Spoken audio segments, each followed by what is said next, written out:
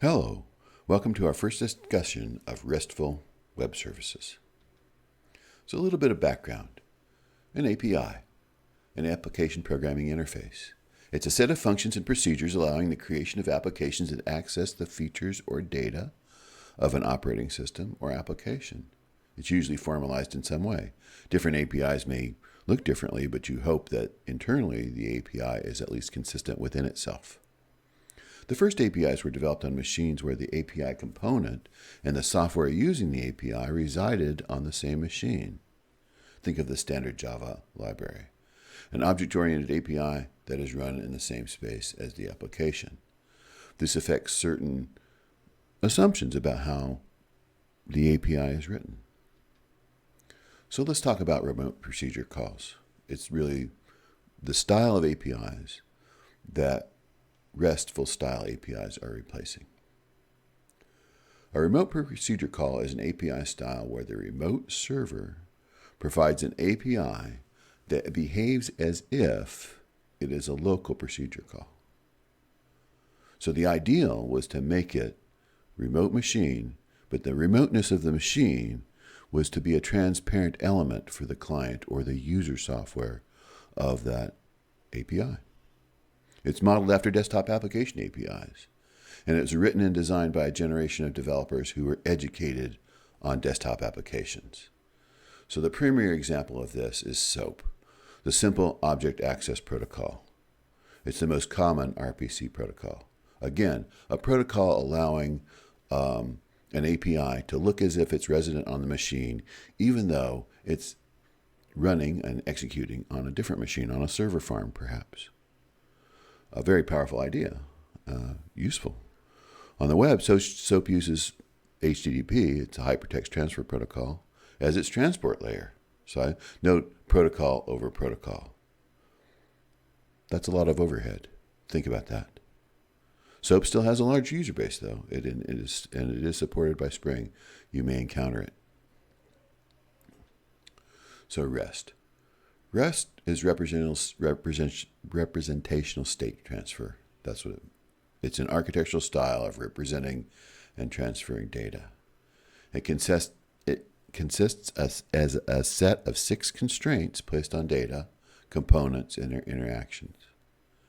It is not tied to a protocol, although it is almost always, in all cases, used with the hypertext transfer protocol, an internet protocol.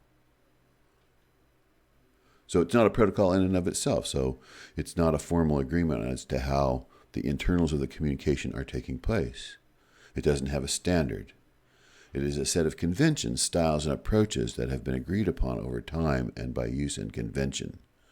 Our industry loves buzzwords, and many APIs labeled REST are not REST. So practical REST. REST works in a way that the web works. It's not an attempt to overlay an API style on top of the way the web naturally works. So that's what makes it more practical.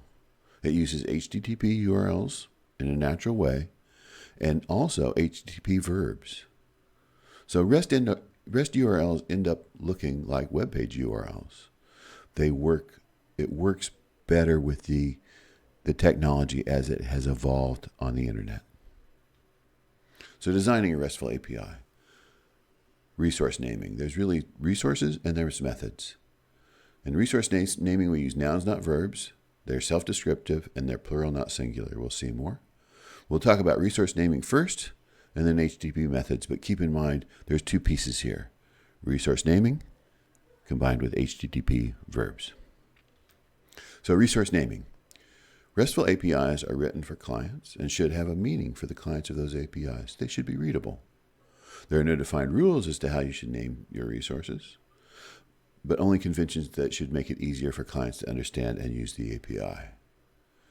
Use nouns, not verbs. So when you look at the URL, the URI is essentially a segment of the URL. So if you look at that, the resource segment, and you see verbs in that, then it's not a REST URI. It's not a RESTful API. For example, non-REST URI example, users, and specifically a specific username, and then update.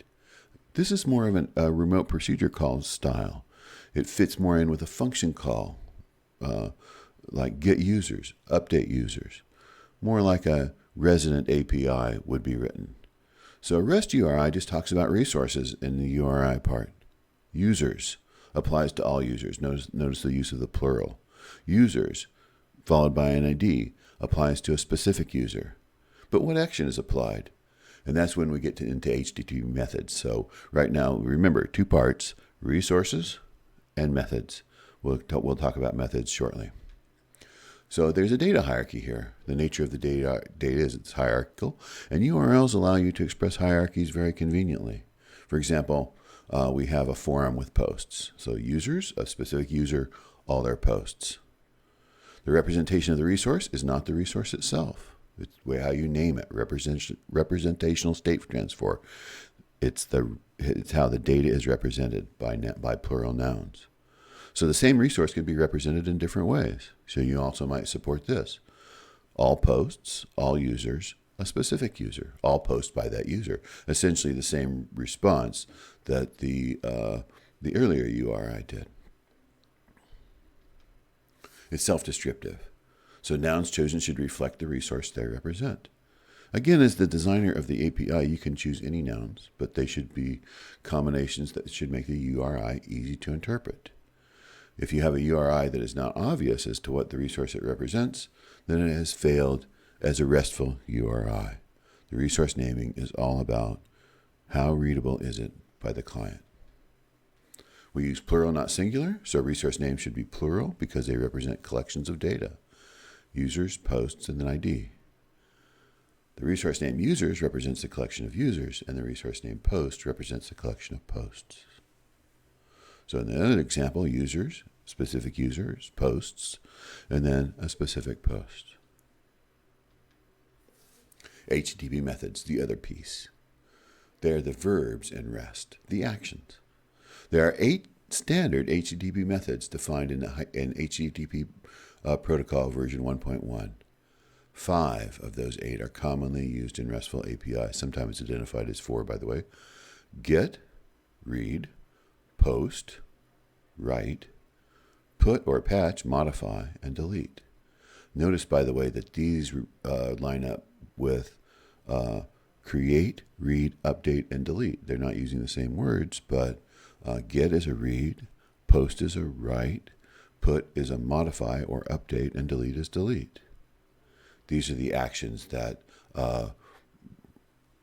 REST URIs can express.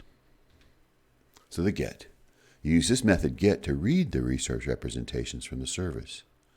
You should never use it to update, delete, or create a resource. Calling it once should have the same effect as calling it 100 times. If successful, the representation of the resource is returned in the body of the HTTP. This is commonly either JSON, JavaScript object notation, or XML. The HTTP response code return is 200 OK, same as a web page. If the resource is not found, it should return a 404 not found. If the resource request is badly formed, it should return a 400 bad request. So it's a read.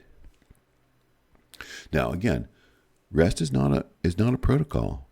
So on the back-end code, you can write your get the way you want. You can write your Java code to modify the resource, but then you're not creating a RESTful API. The post. The post method is used to create a resource within a given context. For example, to create a new user, you would post to the user's resource the data necessary for a new user to be created. And the user data is transferred in the post body. We'll see more about this when we get into more of the details of how the HTTP protocol works. On successful creation, the HTTP response is 201. It's created.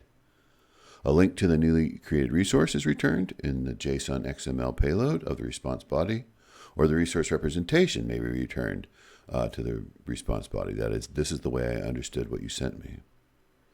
A post can return a 204 and no content if the body of the request is empty. So this is the post method. Put or patch. The put method is most commonly used to update a known resource. The URI includes enough information to define the resource, and the request body contains the updated version of the resource. On success, returns the HTTP response code 200.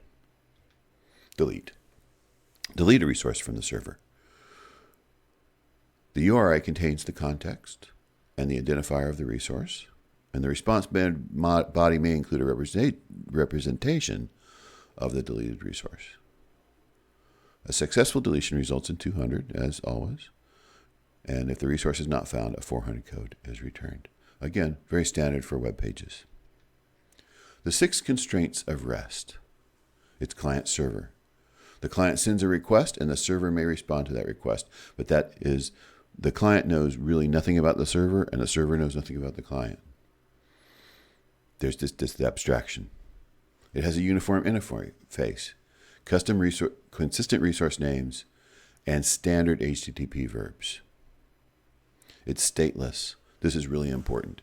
The client request is self-contained. The server is not maintaining a client state. The maintenance of a client state is very commonly done in RPC style calls, because that's really convenient on it when the API software and the client software is running on the same machine. It becomes really difficult with web servers. They can do it, but there's an infrastructure for it that's quite complicated. It's cacheable. The server response can be cached, so that could be either on the response can be cached at the local browser. It can be cached by servers along the way. It's a cacheable response. So the server's not always hit when the request is made, and the client has no control over that. It's a layered system. The client cannot assume a direct connection with the server. And code on demand. The server can deliver code that the client executes. This is the one optional constraint of a REST API.